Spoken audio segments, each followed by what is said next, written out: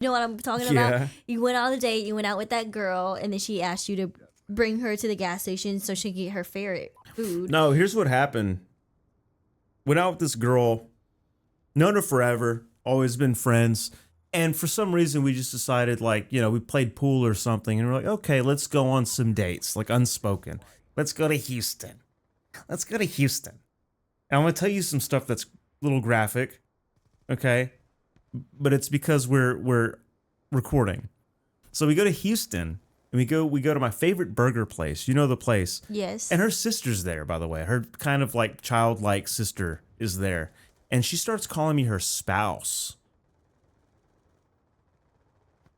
And I'm like, what? I'm like, this is the first date. This is the first Houston trip. What are you talking about with spouse? She's like, yeah, you're my spouse, right? And I'm like, oh, this is not good. This is not a good start. That's weird. Yeah. And then, you know those condos that are by the burger place that I'm talking about? Yes. She's like, oh, I've always wanted someone to just take me up there and smash me against the wall. I'm like, this is getting weird. This is not attractive. This is not normal. And then we go back home. Everything's fine. She's like, why don't we go to the bar and play pool with all of our friends? I'm like, cool. And by the time we get back, it's 3 a.m. because she lives like 45 minutes away from the bar. And she's like, why don't you come in? And I'm like, don't mind if I do. Sure thing, ma'am. Let me walk you to the door. And I walk in this girl's apartment, and it smells like shit. It smells like feces. And there's no furniture. There's one couch and one lamp. And she's like, make yourself comfortable. And all of her girly charms drop. And she starts frantically like cleaning up because she had 2 dogs and they shat everywhere. And she's cleaning up shit from the floor. She's like, yeah. So like, you know, like we had a great date. Like we should do it again. I'm like, yeah, we'll see. And then she went, oh my God. She went, the chinchilla. I forgot about the chinchilla. Oh no, the chinchilla. And I'm like, what chinchilla? She's like, I'm doing foster care for a chinchilla and I haven't fed the chinchilla in 4 days. She's like, please take me to the store to get the chinchilla some lettuce. I don't want this chinchilla to die. And I'm like, this is insane. Like, I've never had something go from, hey, that went pretty well, to I need to get out that fast. It went from, yeah, that was a great date, to I need to get out in like 4 minutes. And I remember just like backing up towards the door, like kind of making, like I'm not putting my back to her because I don't know what's going to happen. I'm like, I'm so, it's 4 a.m. My body's shutting down. I gotta go. You have a great night, man. We'll do it again. Never heard from you again. Never. Oh, she did just months later at the pool table, just on accident. Have Like, I met hey. her? I don't know. I'm sure you've seen her. She doesn't go out. She's dating my buddy now. They're a much better fit. Okay. They're a way better fit. I always thought they made sense together, but Bring it back to you saying she only had one couch. And what else? One couch and one... like a lamp. It was like one of those weird IKEA lamps that like the whole thing was bendable. Okay. Like you could, I think it the had cheap like, ones. yeah, I think it had like 3 lights on it. I know what you're talking Yeah. about.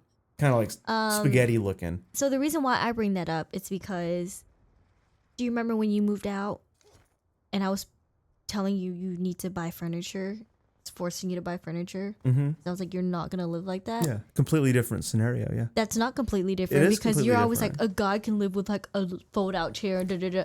You can't judge a girl for having one couch and one layup. I'm not saying you can't judge the slop. I'm saying... I was going to say she had shit on the ceiling, basically. Okay, but you can't judge that she had one couch and one lamp when a guy can literally live on cardboard. Yeah, but that's Judge normal. the slop. Here's the thing, Lexi. Guys, for guys, that's normal. Our default mode is to be able to live with a cardboard and an AR-15. Okay, so you're stereotyping a girl. I am, because listen, because every guy is wired to be able to do that. Girls obviously are not. So whenever it's like, imagine if you walked into my apartment and it was all ruffly old lady furniture everywhere, like doilies and stuff, and like ornate lamps and a china cabinet. You'd be like, that's pretty weird. No, I wouldn't. I'd No, be like like, a oh, pink. well, he has I'm his talking stuff about like together. a pink sofa, knit stuff, little figurines everywhere. No, a garden gnome. You'd be like, this guy's a freak. This guy's weird. Why does he have the taste of like a 80-year-old woman? It would be strange if a guy had doilies. Why are you so stuck on the doilies? Because no guy would ever have a doily. So the same way it would be weird if a guy had his house made up like a grandma's apartment living in a assisted living facility. It's weird when a girl has no furniture because Facebook Marketplace exists. I could say the same for you. Yeah, but like I said, I don't think chat, back me up on this in the comments. I think it's, like I said, it's weird.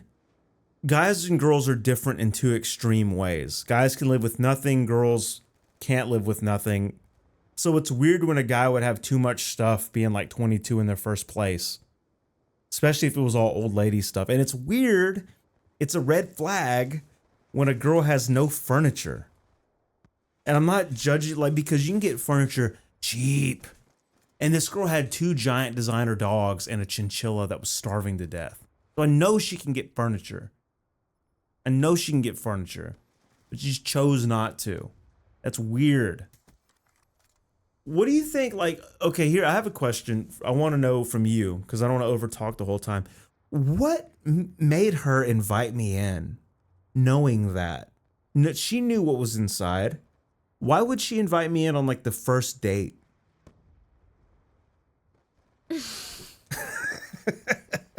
Maybe she thought that was normal. Maybe she's used to living in slop that she thinks that everybody lives She like has a that. family. She knows what a house looks like.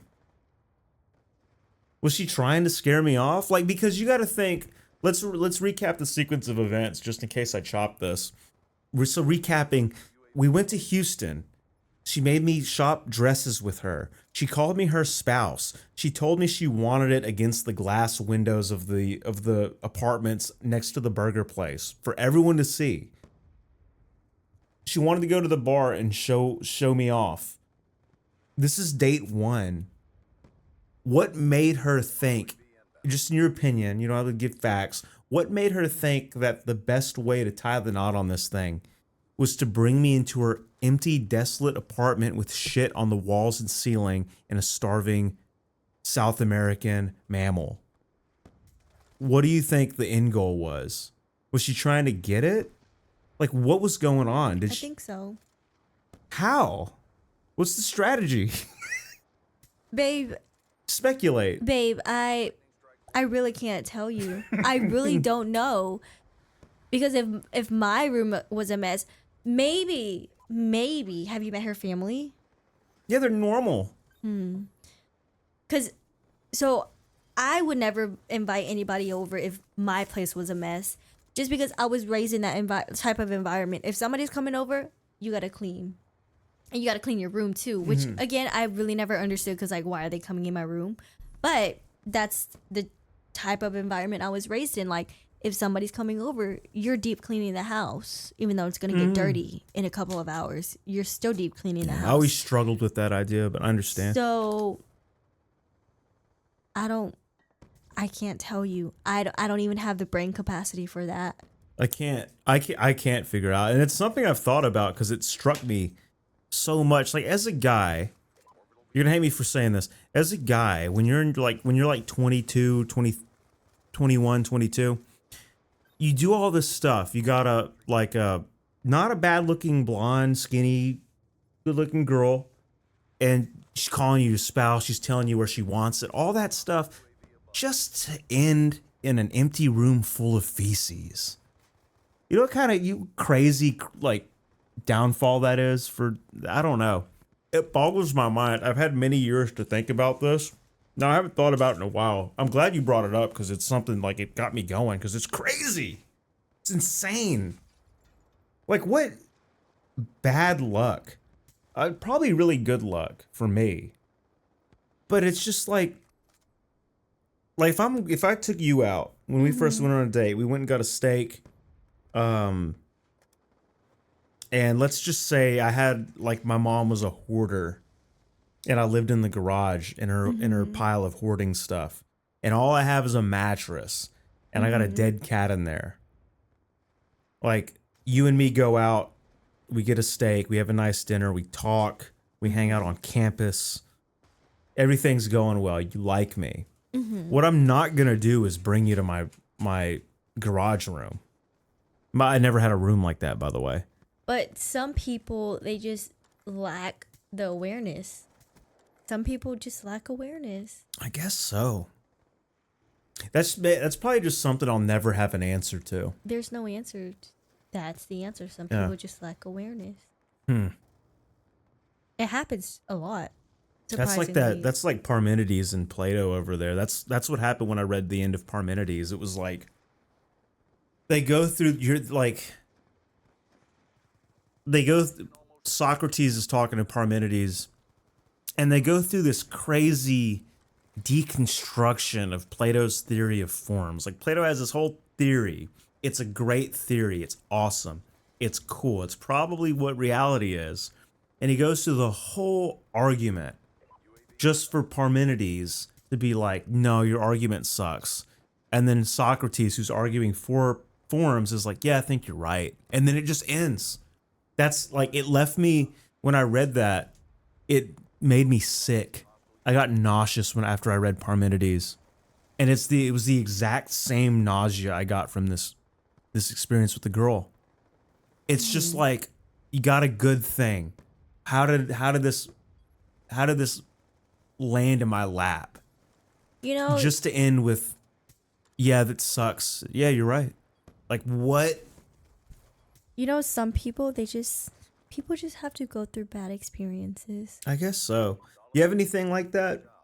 You ever meet a guy that you thought was all that? Don't say me. You thought like, wow, this is going super good. I think this is a real one, and then they just fumble it.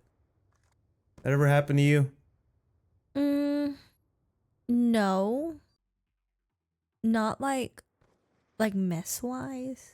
No, not like a it could be in any way. Just any way, like they had you in the bag.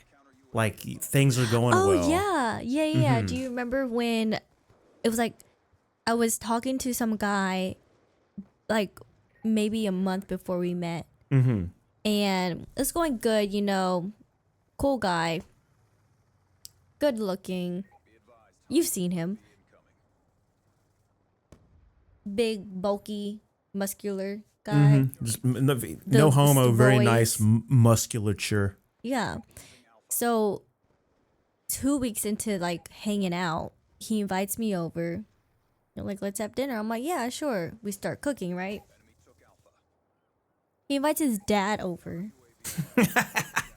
So I'm like, well, I'm already in it. Like, I can't just leave. Like, I can't just let them like go without food. So I'm like, okay, whatever. Did you cook for him? Did you cook for him? Oh. What? That's funny. Hey, keep going. I'm sorry. But I was like, well, I already agreed to this. I can't back up. Like, dad's here. I'm like, okay. I literally show up and his dad is there. And I'm like, oh, well, this is weird. Like, I just met you 2 weeks ago. This is like a second, third date. Like,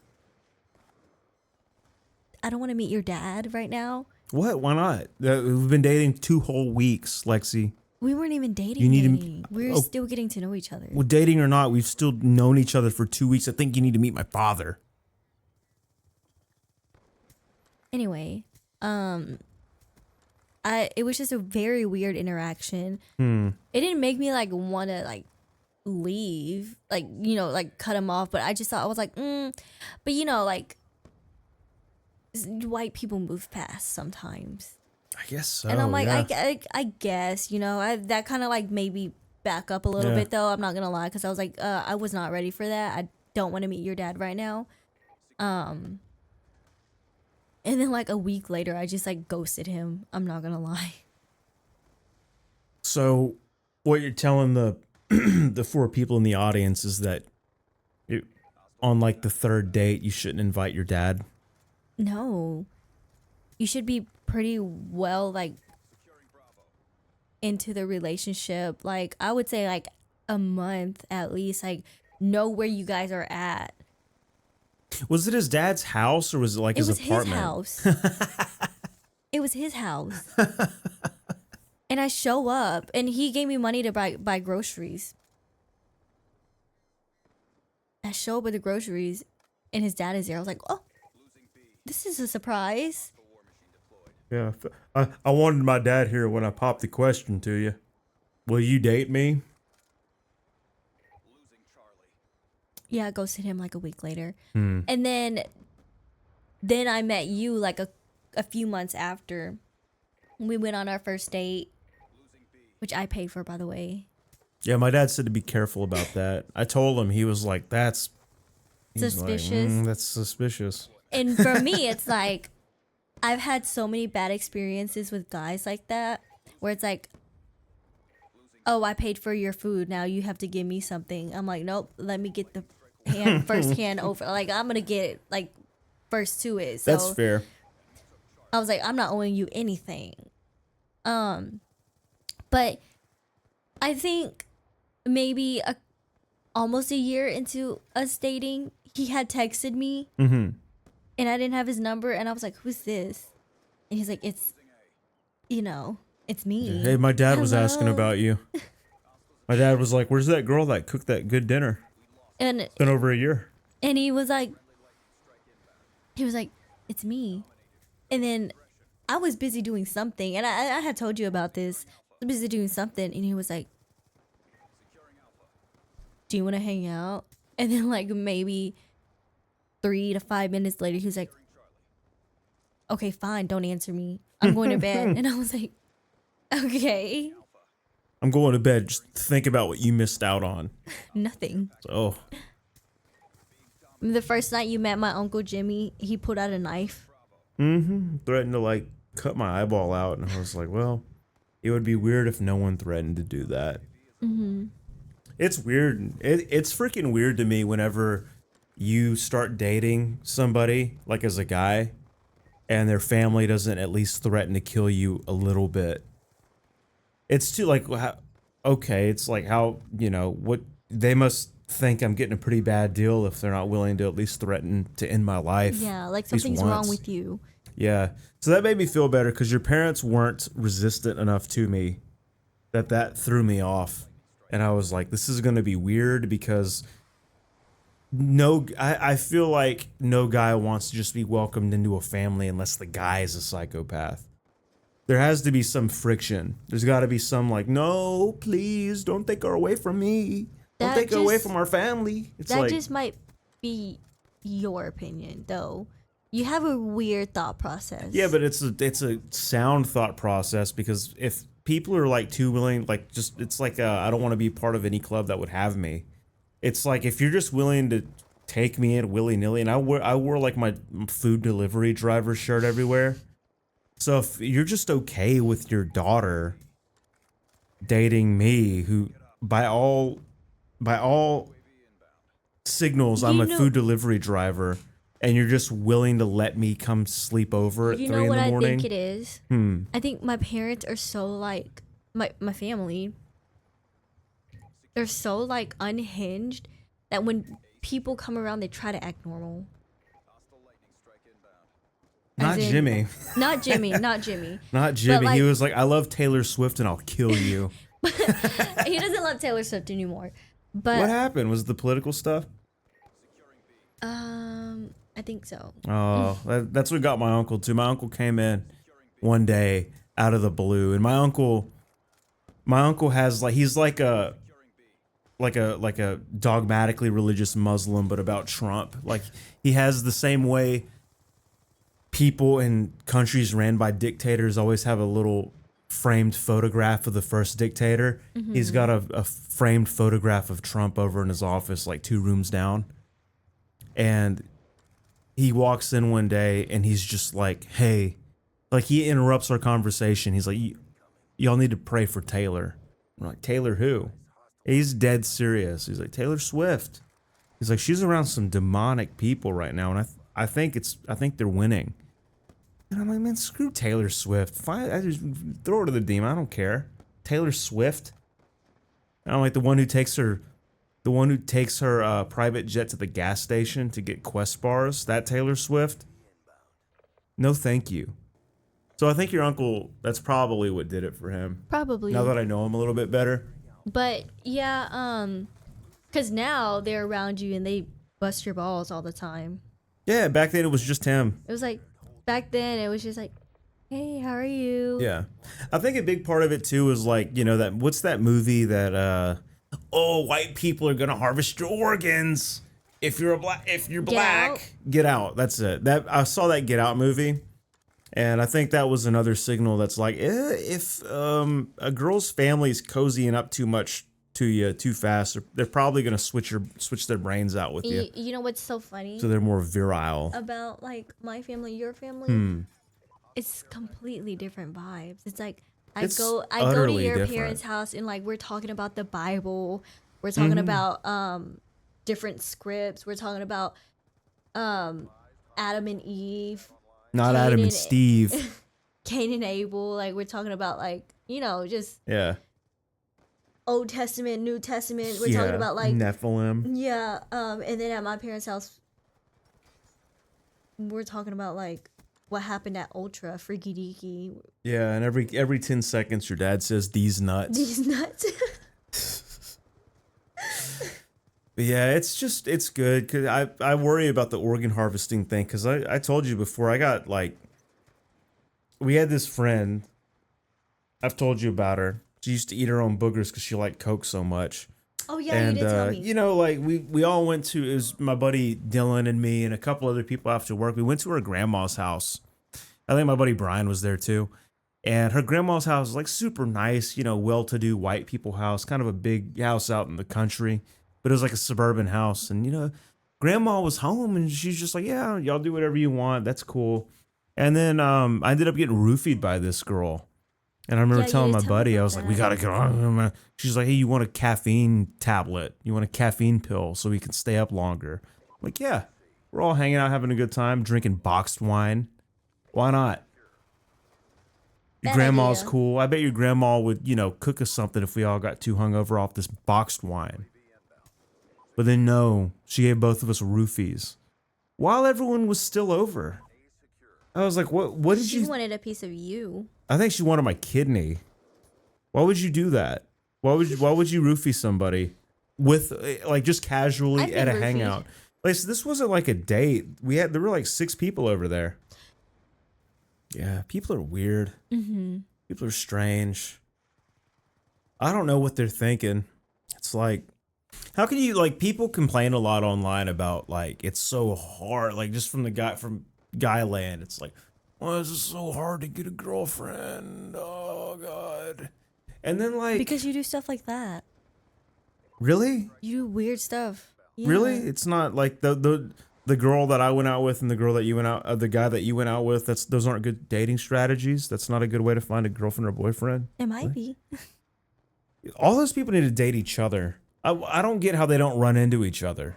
They always try to lump some normal person into their weird hive.